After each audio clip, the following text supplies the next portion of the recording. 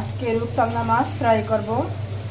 মশলাটা মেখে নিয়েছি, আদা রসুন জিরা বাটা, হলুদের গুঁড়ো, মরিচের গুঁড়ো, ধনিয়ার গুঁড়ো, জিরার গুঁড়ো একসঙ্গে ভালোভাবে ম্যারিনেট করে এখন ভাজা নিব। আজকে বানাবো রূপচাঁদা মাছ ফ্রাই। এখন রূপচাঁদা মাছটা ভেজে নিব। এই তো মাছটা আস্তে আস্তে ফ্রাই করব। আস্তে আস্তে ফ্রাই করলে মাছটা সুন্দর হবে। দেখুন এগুলো আস্তে আস্তে ভেজে নিব। এখন উল্টিয়ে দিব।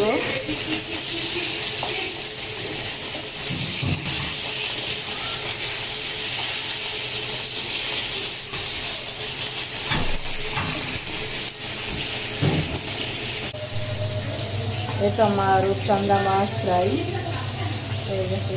দেখুন মাশাআল্লাহ খুব সুন্দর। এই মাছটা অনেক সুস্বাদু। এভাবে বানিয়ে খাই দেখবেন।